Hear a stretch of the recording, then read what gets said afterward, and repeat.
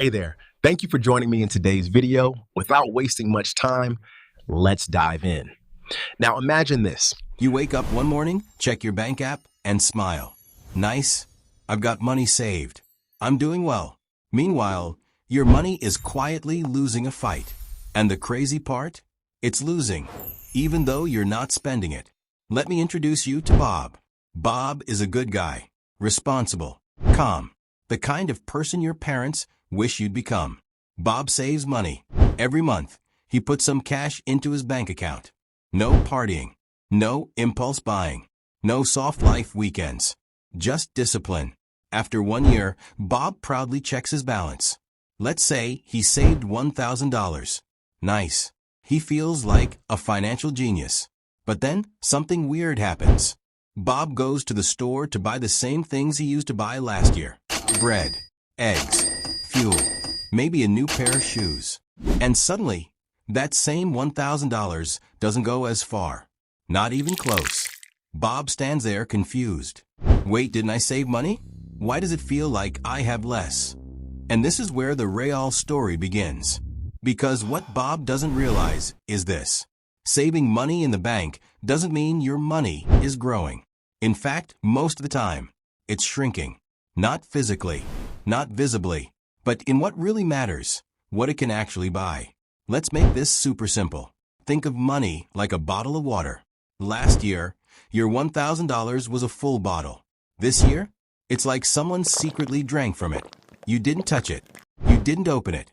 But somehow, it's not full anymore. That someone is called inflation. Now don't run away.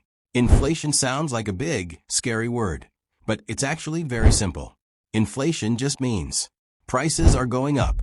That's it. Food gets more expensive. Transport gets more expensive. Rent gets more expensive. Everything slowly costs more.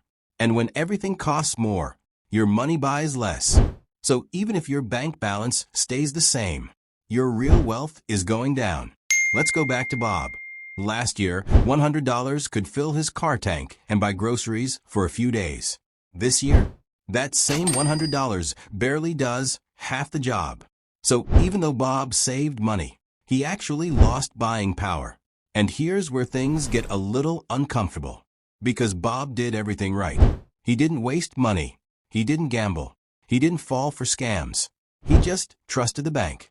Now you might be thinking, okay, but the bank gives interest, right? So it balances out. This is where things get interesting. Let's say Bob's bank gives him 3% interest per year. Sounds good, right? Free money. But what if inflation is 8%? Now do the math in your head. Bob earns 3%, but loses 8%. That's a net loss of 5% every year. Silently. No alerts. No warning messages. No, hey Bob, your money is melting notification. Just slow, quiet loss. It's like trying to fill a bucket with water, but there's a hole at the bottom. You keep pouring. The bucket looks fine from the top, but underneath, water is leaking out. And unless you flip that bucket over, you won't even notice. Now, here's the wild part. Banks are not evil for this. They're just playing a different game. When you deposit money in the bank, you think, my money is sitting safely there. But in reality, your money is not just sitting. The bank is using it. They lend it out. They invest it. They make way more than 3% with your money. And they give you a small cut. Very small. Just enough to keep you comfortable. Not enough to keep you ahead. So while Bob feels safe, the system is quietly moving against him. And this is why some people, especially wealthy people, don't just leave money sitting in the bank. They treat cash differently. To them, cash is not a store of wealth. It's more like a temporary parking spot.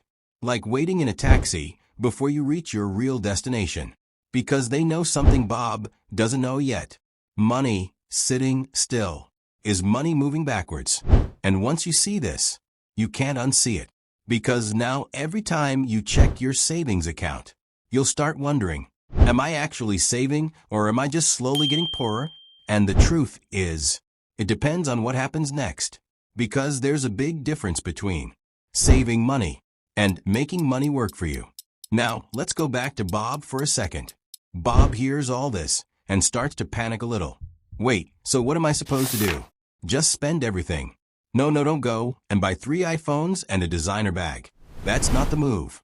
The point isn't to stop saving. The point is to understand what saving alone does and what it doesn't do. Saving protects you, but it doesn't grow you. Think of saving like a helmet. Very important. You don't ride a bike without it. But wearing a helmet doesn't make you move forward. You still need to pedal. And in the world of money, pedaling means putting your money in places where it can grow. Because here's the truth most people don't realize early enough. Money has to move to multiply. If it just sits, it slowly fades. Now imagine Bob meets Alice. Alice is not reckless. She's not gambling her money. She just understands one simple idea. If inflation is running, my money needs to run faster. So instead of letting all her money sit in the bank, she does something different. She still keeps some money in the bank for emergencies, for safety, for peace of mind. But the rest, she puts it to work. Maybe she invests in businesses. Maybe she buys stocks. Maybe she puts money into assets that grow over time. Now don't worry, we're not going deep into technical stuff here. Just think of it like this. Alice plants her money. Bob stores his money. Over time, Alice starts to see something interesting. Her money begins to grow. Not every day, not every week, but slowly, steadily, like a tree. Meanwhile, Bob checks his account again. The number looks the same, but everything around him is more expensive. So, in reality, Alice is moving forward. Bob is moving backward. And here's where it gets even more interesting. Because there's another invisible force at play here. Something even more powerful than inflation. It's called compounding. Now imagine this. Alice plants a small seed. At first, nothing happens. Days go by. Weeks go by. Bob laughs a little. See? Nothing is growing. But Alice is patient. Because she knows something Bob doesn't. Growth at the beginning is slow. Almost invisible. Then suddenly, the seed becomes a small plant. Then the plant grows leaves. Then branches. Then fruit. And here's the crazy part. That fruit contains more seeds, which means more trees, which means more growth. That's compounding. Money making money. Then that money making more money. And over time, it starts to look like magic. But Bob never experiences this because his money never enters the game. It just sits on the bench, safe, but inactive. And safety without growth comes at a cost. Now, let's be real for a second. This doesn't mean you should throw all your money into risky things. Because losing money fast is even worse than losing it slowly. The goal is balance. A mix. Some money stays safe. Some money works. Some money grows. Because if all your money is just sitting, you're basically trying to win a race by standing still. And the world doesn't stop moving. Prices keep rising. Opportunities keep changing. And time keeps going. Which means every year you delay, that silent loss keeps happening. And most people don't notice it because it doesn't feel painful. It's not like losing your wallet. It's not dramatic. It's quiet, slow, almost polite. But over 5 years, 10 years, 20 years, it adds up a lot. And that's how people end up confused later in life. They worked hard. They saved money. They did everything right. But somehow, they're still struggling. Not because they were careless, but because they were never told the full story. And once you understand this, you start to see money differently. You stop asking, how much do I have in the bank? And you start asking, what is my money doing right now? Is it growing? Or is it just sitting? Because sitting is expensive. And here's the final twist. The people who understand this early don't just work for money. They build systems where money works for them. So even when they sleep, even when they relax, even when they're doing nothing, their money is still moving, still growing, still fighting inflation. Meanwhile, everyone else is working harder just to stay in the same place. So, in conclusion, keeping money in the bank feels safe. But safety without growth is a slow leak. Inflation is quietly eating away at your money every single day. And if your money isn't growing faster than inflation, you're not really saving. You're shrinking. The goal isn't to stop saving. It's to stop letting your money sit idle.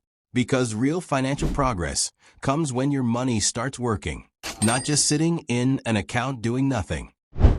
If you want me to make other videos explaining these topics, please like and subscribe. Thanks for watching.